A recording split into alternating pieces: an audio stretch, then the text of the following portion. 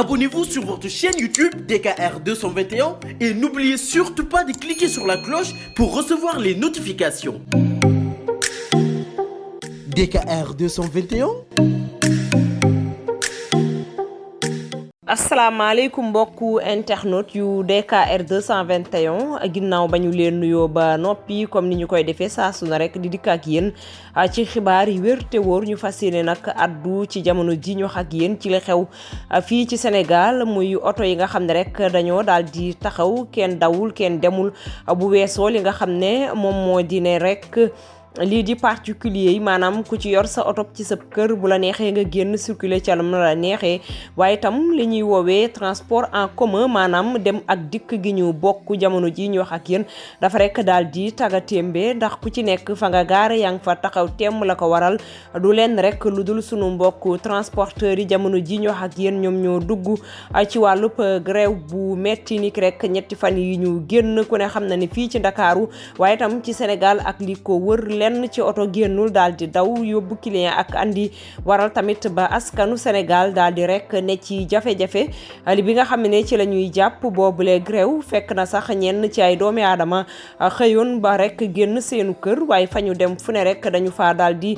taxaw maanaam mënatuñoo ñibbi ca seeni kër li ko waral rek di oto yu ñàkk yi nga xam ne nii ci jamono ji ñu wax ak yéen amul benn yoon fii ci Sénégal ndax ab grève bu sunu mbokk transporteurs yi maanaam ñi yëngu ci wàllu dem geek dikk gi daal di rek entamé maanaam daal di amal niki rek ñetti fan yi yëpp tax ba rek li nga xam ne nii moom moo di wàllum déggee ba dikk bi daal di tagatémbe waaye tamit nag ku ne xam ne ne jamono ji ñu wax ak yéen fii ci Ndakaaru nag li nga xam ne moom moo di charrette yeeg fasi mbaam yi moom daal ñi nga xam ne ni moom moo di doomi aadama yi di wëy di war saay su ne rek ca na mu leen neexee ngir rek mën a déplacé wu moo xam ñay liggéey moo xam nag képp koo xam ne rek da ngaa bëgg a doxi sa ay soxla waral tamit ba yenn ci ay jakartamaan rek génn ngi rek amal seen ku liggéey ca na mu leen waree ndax bu ñu xamee ni li nga xam ne daal moom mooy dem geek dikk gi ci wàllu kër jakarta yi scooter yi daal dinay xew bu baax fii ci Ndakaaru waral na tamit ba bi grève bi amee ak léegi ñoom daal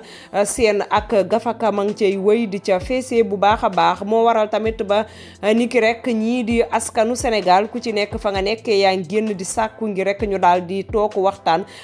waxtaan boobee nag daal dinay am niki tey jii sànq bi ñuy wax ak yéen fi nga xamee ne rek moom moo di fële ca siège u ñi nga xam ne daal ñoom ñoo ŋànk wàllum dem geek dikk bi ca AGEROUTE ñoom daal la ñu daal di nag sàkk moom moo di janu ak ñi nga xam ne ñoom ñoo di kilifa yi lu ni mel la leen kilifa yi may bu ñu xoolee sax ci boobulee dajee fekk na ki nga xam ne ni moom moo yor wàllum dem geek dikk gi di jëwriñ ji moom moomee di ministre Mansour Faye di ministre bi ñu dénk wàllum transport fii ci Sénégal daal dinay rek tase ak syndicat yi nga xam ne ñoom ñoo ëmb yëpp li nga xam ne nii moom moo di wàllum transport fii ci Sénégal waaye tamit nag ñu fasantikoo ci fii nga xam ne moom moo di ci diwaanu Sénégal ñoom ñëpp rek boole nañu seenu ko doole waaye tam seen xam-xam daal di tase ak ki nga xam ne moom moo di jëwrin bi waaye ñeneen ci ay jëwrin ñoo xam ne rek dañoo daal di laale ci mbir mi wala sax nag ñu bokk ci bile secteur wala sax ñu jiite bile secteur ñoom it tase nañ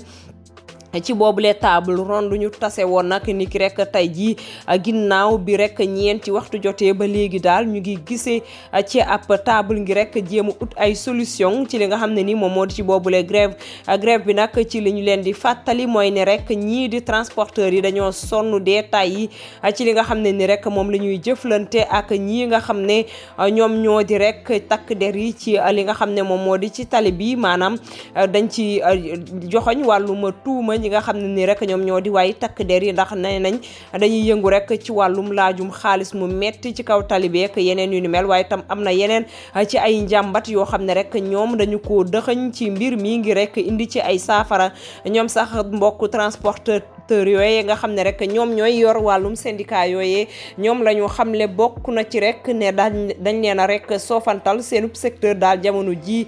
lu waaye xam doy na ndaxte nee nañu rek duñu rek xëy te rek amuñu njàmbat moo xam ne rek bëgg nañ ku leen ko saafaraal te duñ leen déglu benn yoon wala sax ñu jox leen ay nopp yu baax waral na tamit ba sunu mbokk transporteur yooyee daal di jëlal seen bopp li nga xam ne moom moo di mbir mi ndax nee nañu daal ñoom yàgg nañoo bind bind di tekk ci taabalu buur te it duñ leen déglu benn yoon te it seen bind yooyee dafa mel ni rek dañu koy daal di jël taal wala sax nag ñu jël ko tegal leen ko ca poubelle ya waral tamit ba ñoom ci jamono ji ñu wax ak yéen ñu daal di duggum ci grève boo xam ne rek dafa daal di metti lool ci askan wi sunu mbokk transporteur yooyu nag ku ne xam na ne ni ki fan yëpp daal dinañuy rek yëngal fii ci diwaanu Sénégal ak li ko wër moo xam ci région yi waaye tam ci Ndakaaru ak li ko wër lépp génn nañ fi ngi rek amal ab yëngal ndaxte rek bëgg ñu dégg leen waaye tam saafara seeni ay njàmbat yoo xam ne nii nee nañu daal ba ñu koy wax ak léegi kenn déggee su leen waral tamit ba ñuy sàkku rek ngir ñu daal di nag amal li nga xam ne moom moo di seeni bëgg-bëgg ñoom ñoo ñee sunu mbokk transporteur yi nag ba ñuy gisee ni ki tey ji ak jëwrin yi ngànk mbir mi maanaam wàllum transport gi di dem geek dikk gi ki ci gën a fës di rek kii di Mansour Faye ginnaaw bi nga xamee ni boobu le gisee daal di nay tas moom génn ba addu ci micro yi sunu mbokk taskatu xibaar yi nee na daal li nga xam ne nii moom moo di xel mën naa dal ci mbir mi naam sax nag bu xamee ni rek ñoom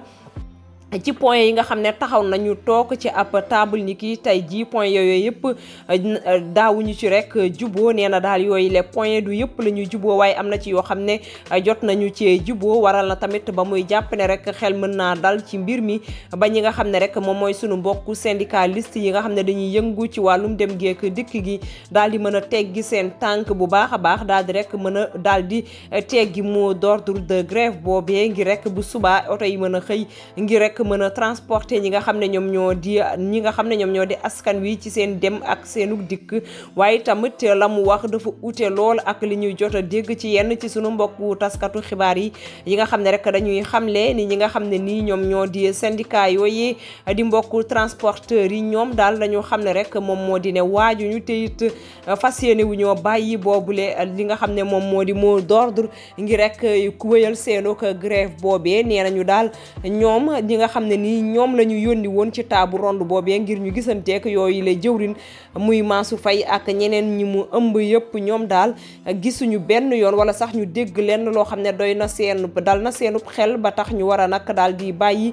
te it nag nee nañu daal dafa am ñoo xam ne ñoom ñoo leen yónni ndaxte bu ñu fàtte ni ay syndicat yu bëri ñoom ñoo ëmb li nga xam ne ni moom moo di bile grève te ñoom ñoo ca déggoo nee na kon bu ñu dee am benn décision boo xam ne dañu koy jël dañuy dellu ca ña nga xam ne nii ñoom ñoo di seen njiit te it ñoom ñoo leen yónni ci fi nga xam ne nii moom moo di ci taabu ronde boobee ngir toog ak ñi nga xam ne ñoom ñoo di jëwriñ yi nga xam ne ñoom ñoo war a saafara mbir yi te it ñu leen ci xaar waral na tamit ba sunu mbokk transporteurs yi noonee daal lañu ko jàppee ñoom daal nee nañ dinañu eggaat fa nga xam ne nii moom moo di seenu siège ngir rek mën a toogaat ak seeni kilifa waaye tamit nag beccante ay xalaat ngir rek mën a indi saafara ci mbir mi waaye tam ñu xool ndax li nga xam ne nii moom la ñu diggee ak ñoom dinañu ko def wala am déet ndaxte dañoo sonn ci li nga xam ne nii moom moo di ci papier yi ñuy signé ak ñoom te it dañuy toog di xaar boobu ak léegi te kenn du amal seenu ko bëgg-bëgg te it ñoom ñuy wëy ci li nga xam ne nii rek moom moo di ci naqar ci seenub liggéey waaye tam ci métit yoo xam ne dañu leen koy teg waaye tam ci bëgg lu ñu amut te it ci rek luy taga témbeel ci seenu wàllub liggéey ba tax na daal nee nañ fi ñu jàpp duñu ko gaaw a bàyyi ndaxte tam fi ñu jàpp foofee rek la te it dinañu fas yéene ba fi nga xam ne ni moom moo di jëwrin yi képp koo xam ne ni rek li ni mel ñor na la nga daal di taxaw wax ci mbir mi waaye tam jël ay décision yoo xam ne rek du dañu koy xaatim ci ay këyit daal di signé daal di teg na le waaye tam mu nekk loo xam ne dañu koy jëfe saa su ne ba rek ñoom ñu daal di ci gis seen gain de cause maanaam ñu gis ci njariñ joo xam ne nii rek moom moo waraloon ñuy daal di grève waaye tam lum ci mën a doon askanu Sénégal moom fi mu nekk nii ku ci nekk yaa ngay yor sa loxo di yooxu ndaxte lii di dem geek dikk gi li nga xam ne moom moo di wàllum transport gi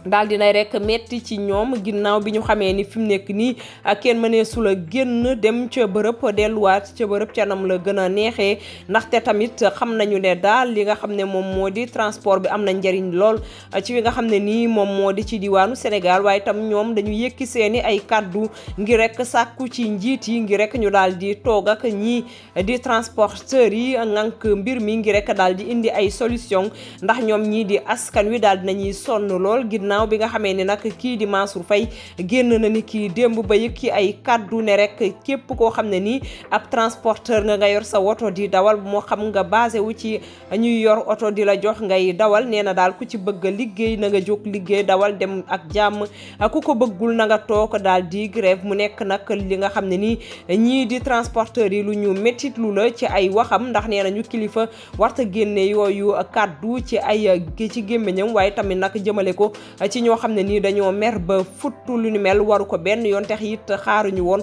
benn yoon lu ni mel ci moom waral na tamit ba mu sax gën a yokk guuta maanaam gën a yokk ci xar mi karaw waral tamit ba ñi nga xam ne ñoom ñooy sunu mbokk yi yëngu ci wàllum dem geek dikk gi daal di gën a siisu rek ci li nga xam ne moom moo di grève boobee ñu entamé te it ñu ngi rek sàkku ñi nga xam ne ni ñoom ñoo di mbokk sénégalais yi ngi rek ñu jàppale leen ci la ñu bëgg ndax nee nañu daal la ñu bëgg ngir ñu saafara ko rek moom mooy seeni ay njàmbat te it fas yéene wu ñoo dellu benn yoon gannaaw ci seen mbir mi nga xam ne moom moo di grève bi ñu sumb ngir rek ñu daal di ci am ay li nga xam ne moom moo di gain de cause maanaam li nga xam ne ni moom moo di seenu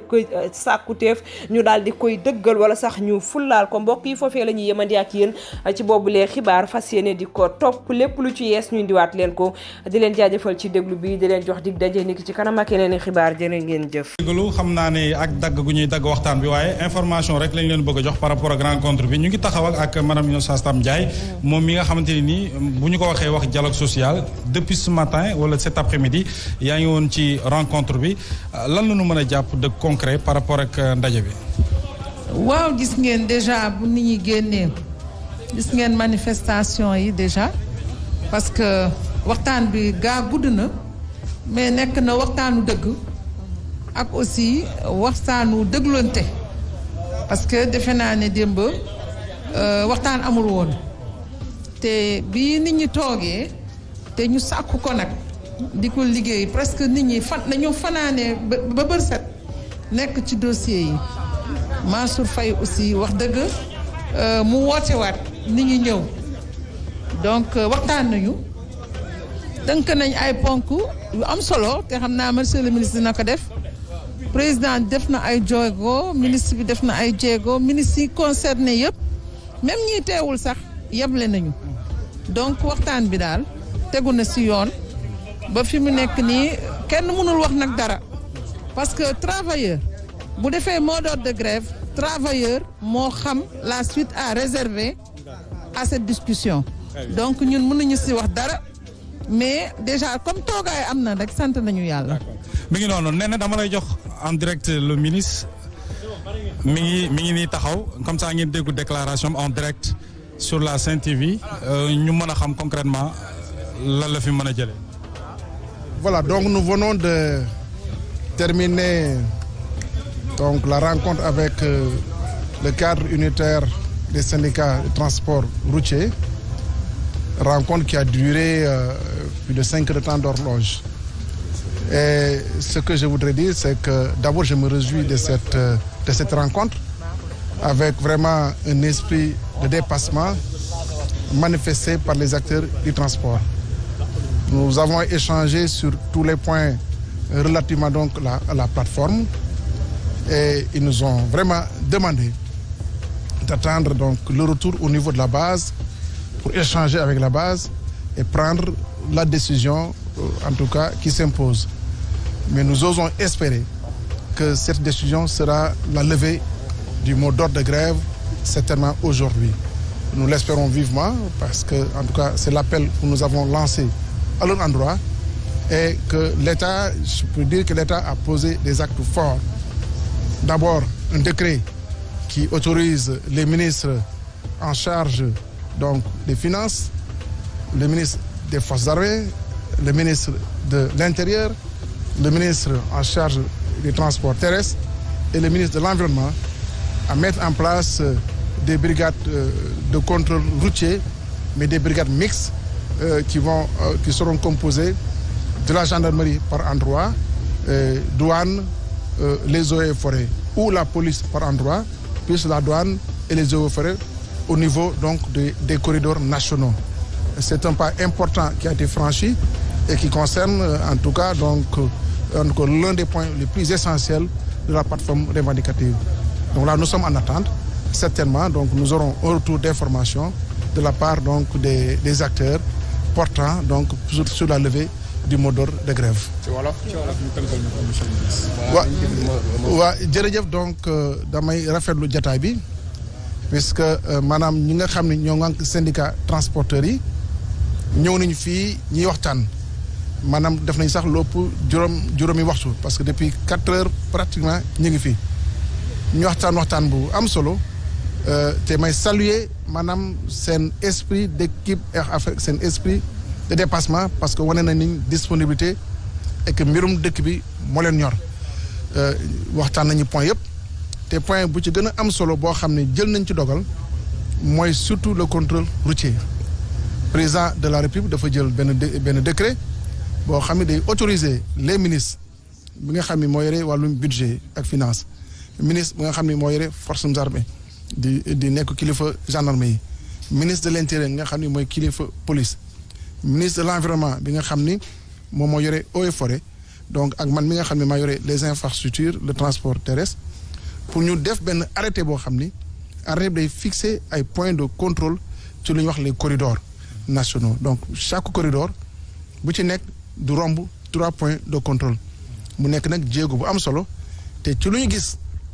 au niveau donc syndicat yi loolu quand même kontaan nañ ci lu ñuy wax nag mooy ni comme ñoom ay ndaw la ñu woon dañ leen yónni woon ñi ñëw fii mënuñu fi jël décision te delluwuñu au niveau de la base bi mi ngi leen xaar seen quartier général te njott bu ñu am mooy gëm naa ni mot d'ordre de grève bi dañ ko lever parce que vraiment am nañu déggoo ci yu bëri loolu nag maa ngi koy continuer di ko sàkku te yaakaar naa ne avant ñoom ñi seen noppi di laal en tout cas lal di tëdd ñuy tëdd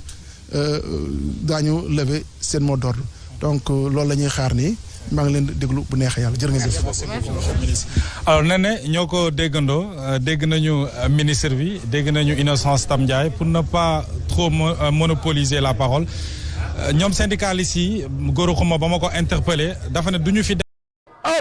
ak ñi naan pepe kale reefaan pep dama koy dagg foofu ak DKR 221 ku bëgg am lu leer ak yu bees takk aboneel ci DKR 221 ma fekk la faak 221 dooleel la ko ci dama ne sama gaay yaa xam koor gi tabaski bi actualité ak yi xew ci jamono ñu koy nëbb maa koy génne teg ko ci table DKR 221 di ko tas benn par benn naan 1 boo ko boolee mu jox la 221 pare leen man waaju baax maa ngi foofu yéen célibataire yi tey ngeen dee marié yi am ngeen lu ma leen xamal xam ngeen li ma leen wax DKR 221 abonné